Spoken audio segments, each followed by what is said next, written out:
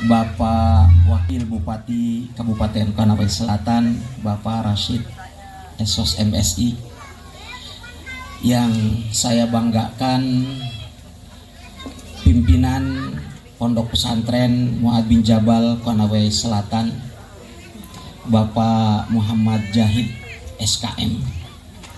Beliau ini perawat, Bapak Wakil, tetapi lebih banyak merawat santri sekarang. Ya. Kemudian yang saya hormati pula Bapak Kepala Desa Lapua, Bapak Pengawas dari Dinas Pendidikan, Bapak Dr. Andos Hayun, perwakilan dari Polsek atau Polres Konawe Selatan, kemudian berikutnya juga Bapak Dr. Halim, dan hadirin serta hadirat yang tidak bisa saya sebutkan satu persatu. Alhamdulillah, kita bersyukur kepada Allah Subhanahu wa taala di hari ini tanggal 2 Zulhijjah tahun 1445 Hijriah. Para hadirin dan hadirat yang dimuliakan oleh Allah Subhanahu wa taala, para ulama mengatakan bahwa tingkatan dalam surga itu ditentukan juga dengan banyak tidaknya hafalan. Karena disebutkan di situ Iqra wartaqi, bacalah dan naiklah terus. Di akhirat kelak tidak akan ada mushaf. Bagaimana bisa membaca? Dari mana mereka bisa membaca? Dari hafalan. Kalau kita tidak bisa membaca, baru alif lam mim, sudah tak kancing di situ. Ya sudah satu tangga, sudah derajatnya itu. Atau dari surat Al-Fatihah plus 1 gitu kan. Tapi kalau dia bisa membacanya sampai surat An-Nas, maka dia berada di tingkatan dan derajat surga tertinggi.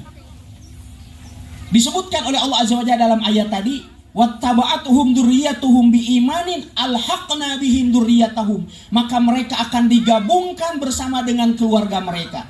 Jadi kalau di sana misalnya ada tingkatan 1, 2, 3, 4 sampai katakan 100 tingkat, kalau seandainya kita berada di tingkat 5, namun ada keluarga kita yang bisa mencapai tingkat 10, maka kita akan dikatrol menjadi tingkat 10. Ketika anak kita ada di derajat yang ke-50, maka kita akan dikatrol yang semestinya kita hanya di tingkat atau derajat yang ke-5 saja, bisa mencapai tingkat yang ke-50. Dan itu dikuatkan oleh sabda Nabi SAW.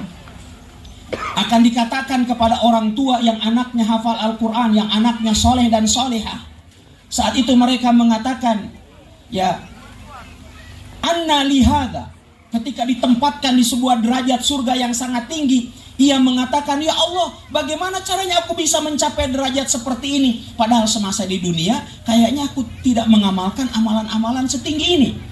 Kemudian Allah Subhanahu wa taala akan berfirman kepadanya, bistighfari waladikalak, karena istighfar anakmu bagimu. Istighfar anak kita, kesolehan anak kita, inilah yang dapat meninggikan derajat kita di akhirat kelak. Sebuah kebanggaan yang sangat luar biasa Bapak Ibu sekalian, kalau seandainya anak-anak kita ini bisa hafal Al-Quran. Syukur-syukur bukan hanya sekedar hafal, tapi menjadi seorang alim yang bisa memahami Al-Quran dan sunnah Nabi SAW. Ya, saya tadi cerita sama Bapak Wakil, Masya Allah, beliau punya putra juga sudah hafid Quran. Ini sangat luar biasa. Ya, saya bisa merasakan hal itu. Ya, ketika anak saya selesai hafalan Al-Quran, itu kebahagiaan yang luar biasa. Sesuatu yang paling indah yang diberikan oleh anak kita kepada kita. Bahkan kalau dia mendapatkan hadiah dari sekolahnya, kita berikan hadiah jauh berkali lipat dari hadiah yang diberikan oleh sekolahnya. Karena bahagianya kita.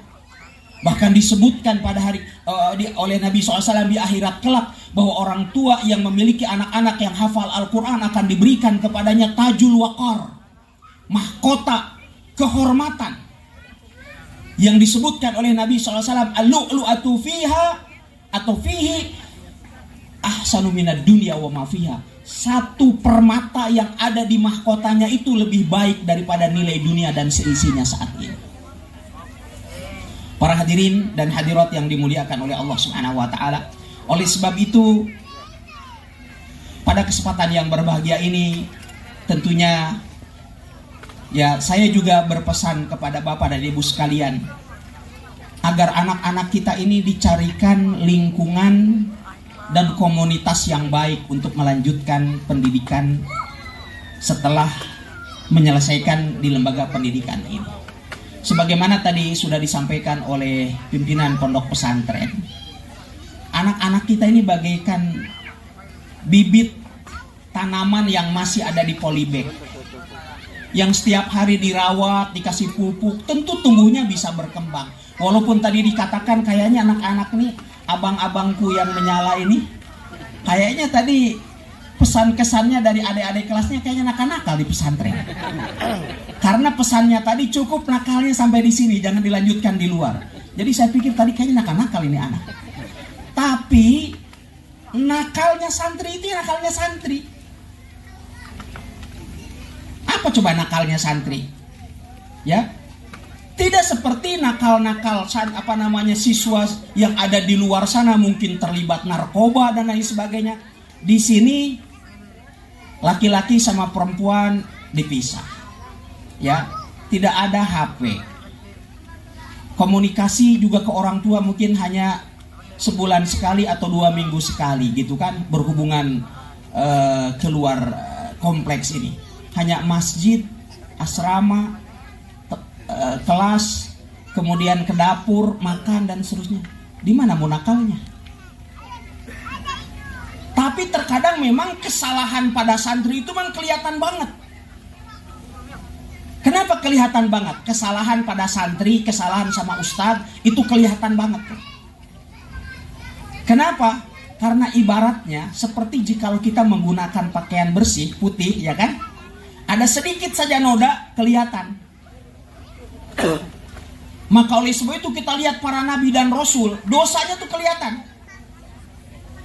Padahal kebaikannya sangat banyak. Nabi Adam semua orang tahu kesalahannya.